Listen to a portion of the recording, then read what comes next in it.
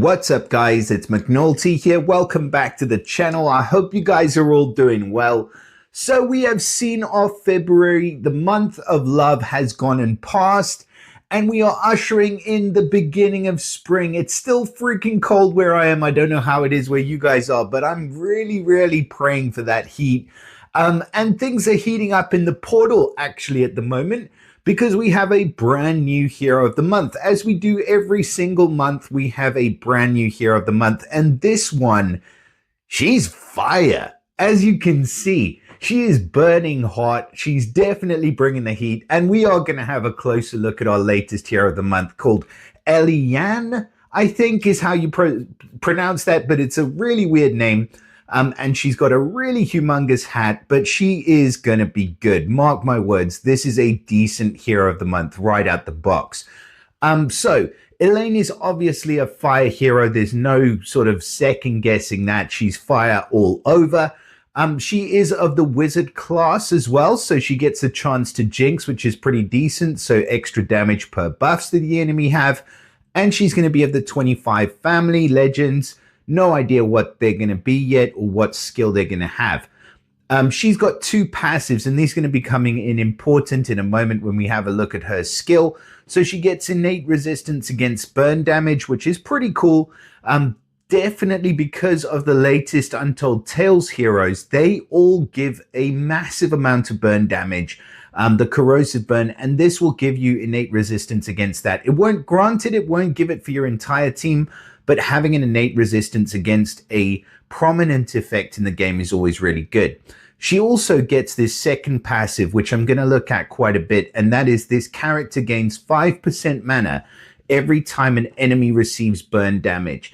Now, I will just stop right here, and I'll say this works exactly the same as another hero of the month that we've had, and one that I maxed out quite a long time ago, and I've stripped him actually. But this dude, see, same passive. The character gets 5% mana every time an enemy receives burn damage. Now, granted, this guy's special skill hit the target and nearby, but it does give him up to 15% burn damage every single turn, and it really ramps up. So what's going to happen with this one? Who knows? Because we're not there yet. But I'm just saying that it works in exactly the same way. So let's move on to the stats. So having a look at heroes of the month, we generally expect them to be slightly lower in terms of their power.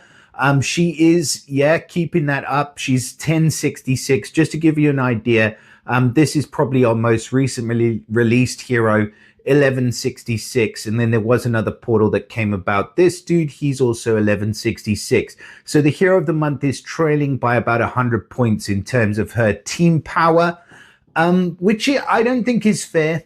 I really don't, because they don't give them as good specials. They don't give them, usually they just don't have as much going for them. So why can they not be okay in terms of the power creep? Because they're gonna take a while to get to be fair. And you kind of want to be able to keep one instead of feeding away all of them in soul exchange, especially because of stats. And stats is a massive problem at the moment.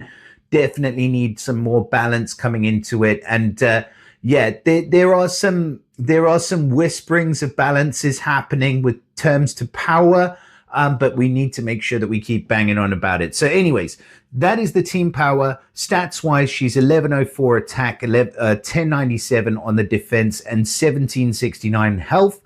Pretty decent, pretty balanced across the board. And with second limit breaks and emblems, you're going to be able to benefit from special armor, which just means at the start of each battle, she gets plus 40% defense against special skills for the first 6 turns. So that's pretty cool. I kind of like it more in some ways, because you do sometimes need that. The main thing is you want to be able to survive at least 1 or 2 hits from some powerful specials, and that can definitely help you out if you do decide to go for second limit breaks. Now we'll move on to the thing that matters, which is the Flame Surge, and that is her special skill. So she's running at average speed, and at average speed, Eliana is going to be dealing a whopping 300% damage to all enemies.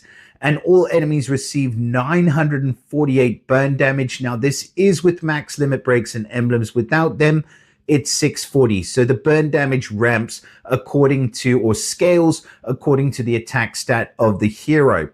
She also then dispels buffs from all enemies, and the element link gives all fire allies plus 30% defense against special skills for 4 turns, and the effect can't be dispelled. So, slow clap, please. We have a decent hero of the month. Warning. Yeah, she's really good.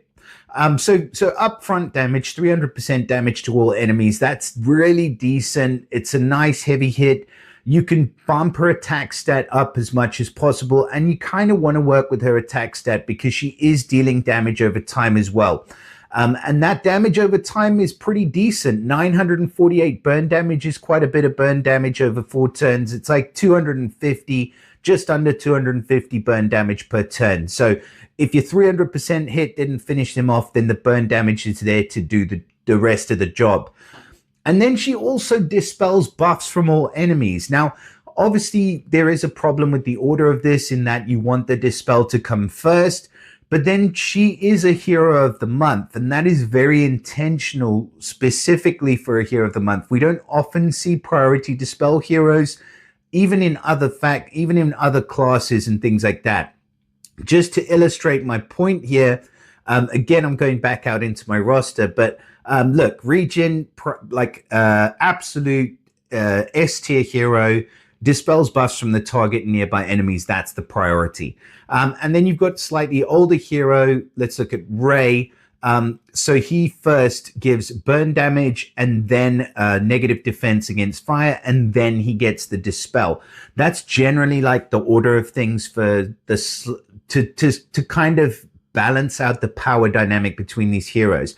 But that being said, you can work it in. It doesn't matter. You don't really need to take advantage of that dispel. And that's where I think that this guy is going to be so good. Sorry, I clicked on the wrong thing. This guy's going to be so good because I would definitely put these heroes together. And the great news about him is, as I've been banging on about, he is featured right here. So you can grab him in the Fated Summon. He will be able to give you that dispel. Plus, he'll be able to put up the burn damage and negative defense against fire right away. And he's going to put burn damage on the entire team. But his burn damage only goes up to 624. Remember, her burn damage that we're looking at goes all the way up to 900. So you're getting extra burn damage. You're getting the advantage of him being able to dispel. Plus, you're also giving that... there we go. Wait. There we go. So you're giving that 25% mana to this hero. So Ray charges that charge within 2 tile matches, and then he suddenly the next turn gifts her 25% mana. I feel like if you've got the right troop, she can be literally ready to fire almost within 2 tile matches, if not just a bit more. But I'm definitely wanting to test this out because she is going to pair so damn well with him. So yeah, as an attacking hero, she's awesome. As a hero that gives burn damage, she's awesome.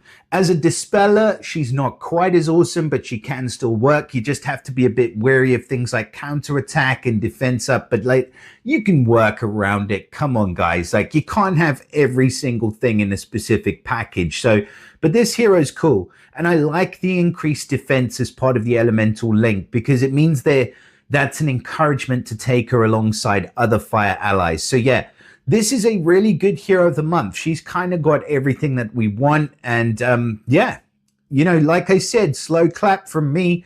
So I'm going to give her a solid A+. I think that she is right up there with the best of them. Please do let me know in the comments what you guys think of Eliana. Let me know if you are lucky enough to grab her early. I did try a couple, but obviously still not just yet. It is the 1st of March, so there's a whole month left.